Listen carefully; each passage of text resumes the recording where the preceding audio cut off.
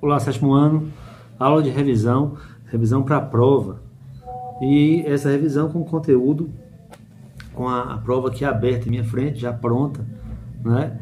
Que vai ser um presente para vocês, na verdade. Lembrando que nossa prova, vocês têm que colocar nas respostas o conhecimento adquirido, não é a cópia do livro. Vocês já sabem disso, não é? Conteúdo nosso, a América Portuguesa e o açúcar, certo? Então, só para relembrar, o Brasil era colônia de Portugal e nesse período o nosso país, que na verdade ainda era uma América Portuguesa, não tinha o nome Brasil ainda, esse nome não tinha sido ainda colocado como nome do território, chamava-se de Brasil por chamar, mas não era oficialmente ainda Brasil. E existia nessa época o Pacto Colonial, que era isso. As terras, essas terras aqui, onde hoje é o Brasil, elas existiam puramente e somente para dar lucro a Portugal. Então, tudo que era produzido aqui era enviado a Portugal, como já falei outra vez. Você aqui não podia produzir para vender para os ingleses, por exemplo. Você não podia produzir aqui para vender para outro país, só poderia vender para Portugal. E se Portugal autorizasse vender para outro país, você até que poderia.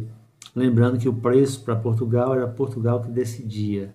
Então, aqui, a primeira plantação de algo para fazer dinheiro, por assim dizer, foi a cana-de-açúcar para a fabricação do açúcar. O açúcar, na época, era algo tão precioso que quem possuísse um saco de açúcar em casa grande era uma pessoa com certeza rica. O açúcar não é como hoje que você encontra em todo lugar. O açúcar era uma especiaria, por assim dizer. Okay? Dizia-se que o açúcar em alguns lugares tinha peso de ouro. Esse pacto colonial era o acordo Metrópole, Portugal, Colônia, Brasil, onde o Brasil deveria sustentar Portugal. Okay? E o modelo para isso era um modelo agrário exportador, onde o Brasil não poderia ter fábricas, não poderia ter nada que fabricasse algo, né? Se bem que as fábricas na época eram bem arcaicas, mas o Brasil deveria unicamente se preocupar com a questão agrária, com a questão de plantar para vender. E essa era a lei, ok?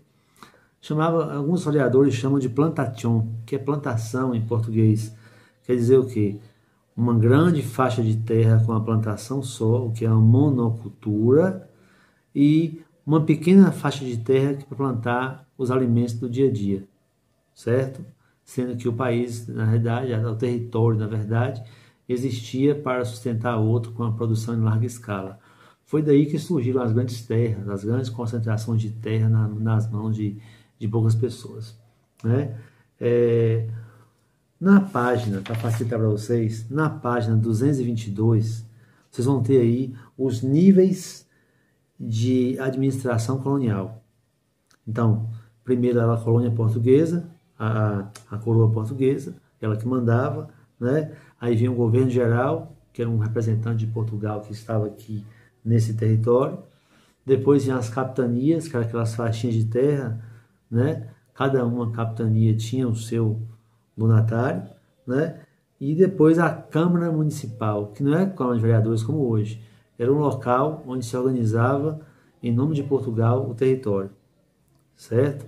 Lá, em nome de Portugal, viviam os homens bons, que eu disse uma certa feita, que não eram pessoas boas de coração, eram bons de dinheiro. Tudo que eu falei até agora está na prova. Já estamos aqui na questão 5, para você ter uma ideia. Vocês vão lembrar disso no dia da prova, certo? Na verdade, aqui na página 225, fala sobre o engenho. O que era o engenho? Quando você fala em engenho, você vê em sua cabeça a fábrica de açúcar, onde a cana chega e faz açúcar. Só que engenho tomou uma conotação maior. Todo o território do senhor de engenho, assim dizer, era o engenho. Lá tinha a casa grande, lá tinha um local onde moía a cana, lá tinha um local onde viviam os escravos, porque na época era a escravidão que prevalecia, não é? Então toda aquela região era engenho, fechou? A função do Brasil como colônia de Portugal era sempre aquela de deixar Portugal com lucro. Não importa se o Brasil teria prejuízo ou não, nós deveríamos somente para ajudar Portugal a ter lucro, para ajudar a elite portuguesa, o rei português, a corte portuguesa a ter boa vida aqui nesse território, pessoas passando fome, e era assim que acontecia. Os reflexos disso estão até hoje. Uma população ainda muito pobre e uma pequena população muito rica. E se você observar, ainda hoje eu dizia, o povo do Brasil gosta muito de elogiar os estrangeiros, gosta muito de dar aos estrangeiros uma conotação de heróis, porque veio da colônia essa mania de olhar para o estrangeiro sempre como se fosse maior do que nós, quando isso não é verdade, certo? O motivo, naquela época, dos índios diminuírem de quantidade no litoral foi devido às doenças e os ataques portugueses. Os índios gostavam de viver nas praias, no litoral. De repente eles foram sumindo, fugindo. Os que fugiram para o centro-oeste da Amazônia conseguiram escapar. Os que ficaram morreram ou por tiro do português ou por doença trazida pelo português. Porque os índios eles não conheciam algumas doenças.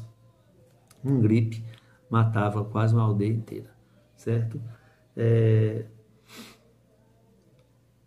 As câmaras municipais eu já falei aqui, e basicamente isso. A prova nossa vai ser uma prova curta, porém eu vou sempre estar pedindo vocês para comentar, para falar sobre, colocar a opinião de vocês, tá bom? Boa prova, um abraço no coração, fiquem todos com Deus.